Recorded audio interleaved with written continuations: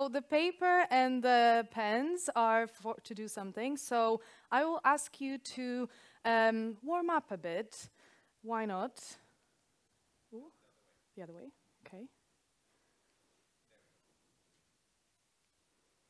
Okay. There's 3 rules for this exercise. So first one is no judgment. So this room is judgment-free. And stickmen are fine. So if you're really bad at drawing, that's okay. And just go with it. So basically, I want you to just express yourself and go with it and just don't worry. This will be a timed exercise, so you have only 20 seconds. So just get yourself ready. So the first thing I would like you to do is find a friend. Say hi to them. You all sit next to some humans. Just go with it. Just turn to a person if you can, because you're going to be doing together. So if you're sitting somewhere far from each other, please for that moment sit together. It will be really nice, because otherwise you can't do that exercise. Yeah, and should we get on with it? Yeah, cool. So in 20 seconds, bear that time, I want you to look at the person that you're sitting next to, look at them very intensely in their eyes, smile at them, it's okay, yeah?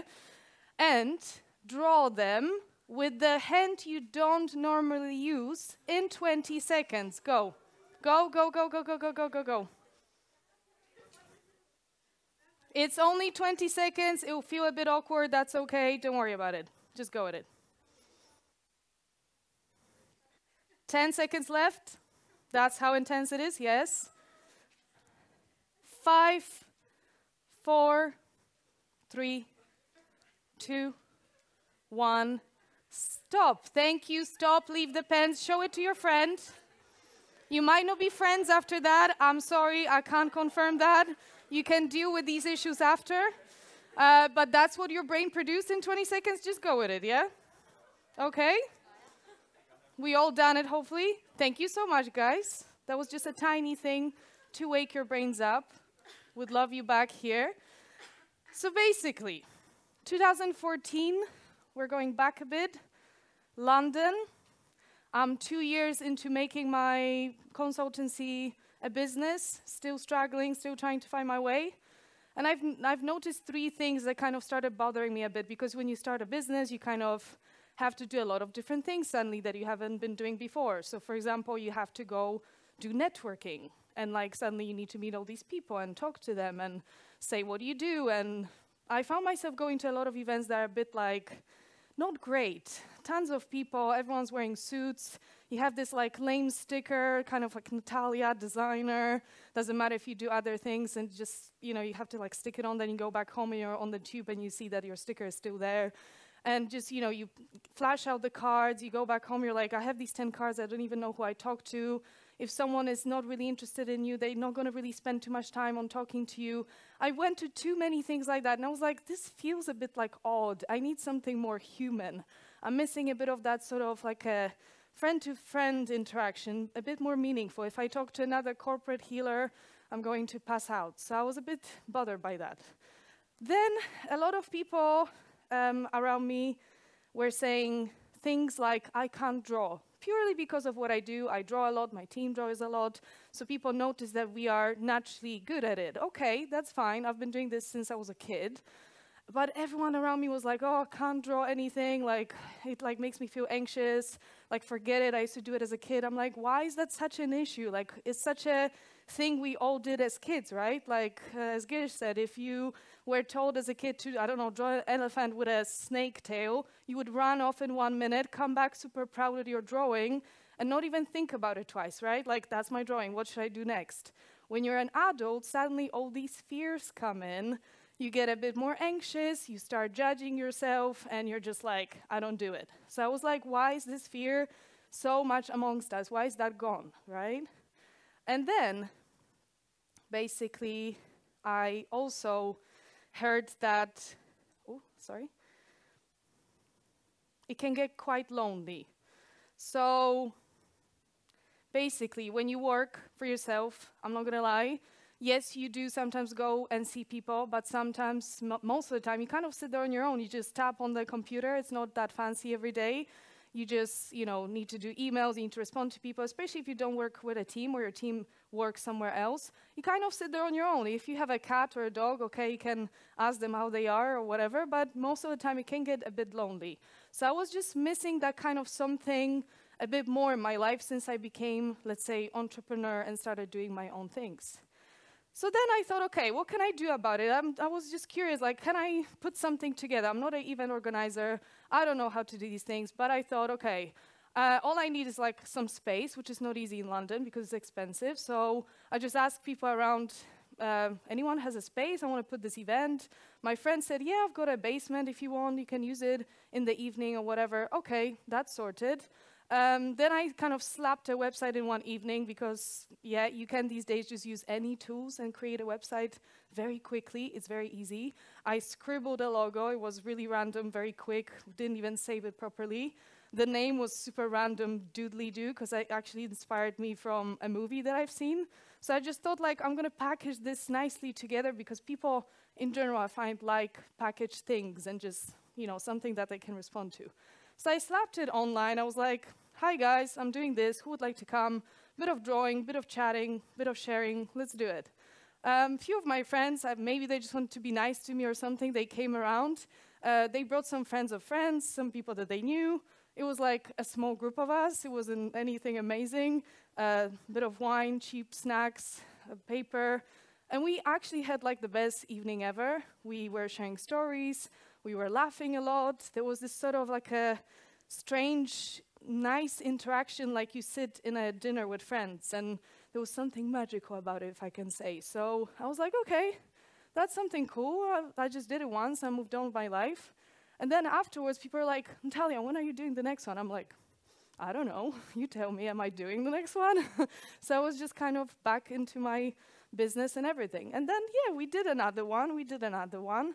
And then suddenly, I got these random messages, emails, after a while, because I was posting about it a bit more. Of course, it's in a kind of midst of some time. And people start talking, people start exchanging, seeing stuff. And suddenly, I get a message from someone in Dublin. Hey, Natalia, can I do this in Dublin? I'm like, yeah, why would you, or something? Yeah, I don't know, just tell me what you guys do. I've got a cafe, can I do it there? Suddenly, someone in Toronto said if they can run it, or in New York, or in Melbourne, or in Nairobi. I'm like, okay, like, is there something going on that I don't understand, or whatever? Obviously, I was very proud and excited, but I didn't even have a moment to think about what's going on, because please do bear in mind that was still my side project, because the main job was the consultancy, and you have to focus and everything. So I was like, okay, and I see all these pictures of people laughing and smiling and sending me pictures of, kind of drawing and everything, and lots of things started happening. And suddenly, because people speak to people, again, kind of the ripple effect continues, companies started getting in touch, and they were like, we have this launch, can we do something creative? We know you have this session, or can we do a I don't know, creative team offsite, or a amazing client dinner, or something like that, using your games and interactions. I'm like, okay, right. So I was constantly kind of thrown without, having any plan, no kind of team behind it or nothing, and just was saying yes to things without thinking about it too much. But anyone here that runs events, and I'm sure you guys are here, you do that, knows it ain't easy. It's a lot of work. It's actually very tiring. You don't get much time to do everything you need to. You need to chase those people to come. You need to make sure everything's in place. You have to come so much earlier than everyone else, so much later leave than everyone else. And many times I was thinking, why do I really do it? Because the public ones, I wasn't really earning on it, still really don't. And I was just kind of like, I'm busy enough. Why do I do this to myself? Seriously. But then I was thinking kind of, why do I care? Like, why do I care? Once I was just kind of sitting after and just kind of thought to myself, what's the feeling that I get afterwards?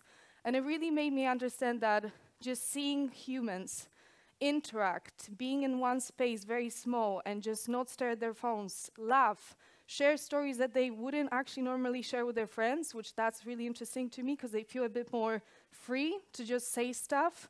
open body language, you know, laughing at yourself, and it's okay. That sort of environment, it really started making me feel like I'm doing something a bit more and not meaningful necessarily than my job, but I kind of stepped outside of just helping client-to-client experience, because my job is very much, what do you need? I'm going to help you, that's it. And first time in my life, I realized that that's so cool. I'm doing something that someone else is influenced by in like New York that I'll probably never meet, but their day or their evening or their experience is going to change because of my tiny, weird idea.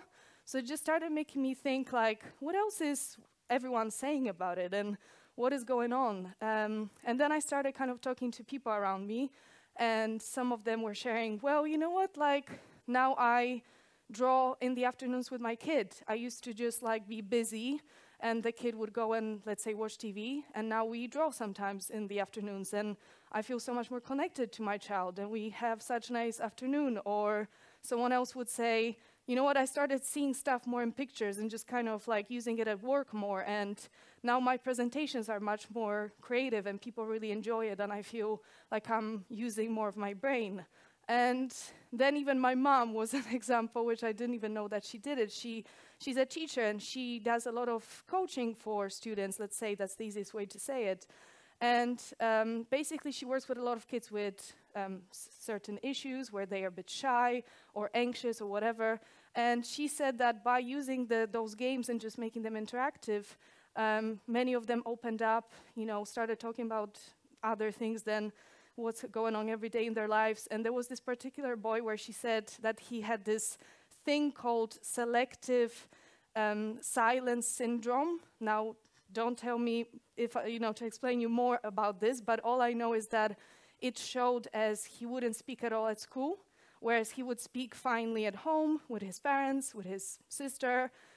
He was just not speaking at all at school, not to his friends, not to his teachers, which was really difficult, of course, because what do you do with a child like that, right? So she said that through these games, he really started like interacting and speaking a bit, and that influenced his parents. They were so happy. They couldn't believe that this is breaking a bit. And yeah, and I was like, okay, there's so much more happening here. And then even slowly, I started getting emails from people like well-being managers and people like that, kind of asking, can we do a art therapy session, or can we do a doodle session where people relax a bit more because our team is going through a stressful time or something? I'm like, wow, okay, there's a bit more to it, I think, rather than just drawing. Like, people are really responding to it, and seeing how they open up and what they tell about during these stories, during these sessions, it made me feel like, okay, there's a bit more. I need to kind of, you know, open this up. But I would say enough about me trying to share these stories with you. How about I just play some of them? I feel more engaged, I think, with my own life as opposed to a passenger where I just sort of let things happen. We've had even people coming out and getting married out of this. We have one couple as an example, and then other people also end up dating.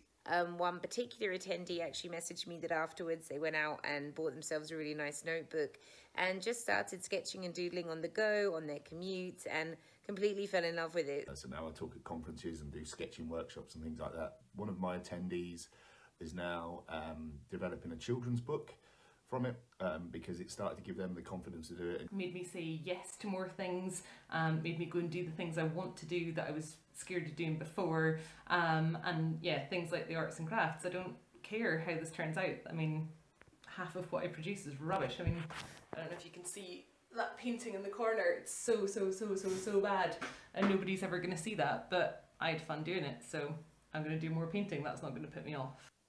There you go. And it's just one of many, many stories I received randomly being sent to me on, you know, just an iPhone. Doesn't matter. I just asked them, guys, what is it that, you know, you kind of noticed there? So I did mention that one, which actually makes me feel like I rest my case. I can retire now. Someone apparently got married in Nairobi by meeting at Doodly-Doo. I mean, does that not, you know, mean something, right? You know, so yes, it doesn't have to be such a massive thing, but I'm thinking from this tiny thing that I put together just because of my initial need to do something else with myself, because I was lacking that, it kind of resonated with other people, and here you go, I'll never probably meet these people, especially with the ones abroad. I'll never be, you know, part of their ecosystem, but how weird that this somewhere influenced the rest of their journey, right? So it just freaked me out in a good way. But if I can leave you with anything, you know, I think of it as this whole ripple effect, and what you do really means a lot. And don't think about big things necessarily. You don't have to think about starting a new business or a big project. As you can see, this clearly happened out of nowhere, but little things are so important, guys. Like little things, like smile at people, for example. You go to a shop, there's a shop clerk. No one usually cares about that person because they're just being busy with doing stuff. You're being busy because you need to go and do your stuff. How about once just like passing them and saying, hi, how are you today? And just like really mean it. Like don't do it just, you know, because like someone told you, but mean it, like be interested. Like I think that we all love to feel important at certain times. It's a human thing to feel listened to and important. So if you can, just show that in different places where you help someone, where someone needs your time, where someone really would love to be listened.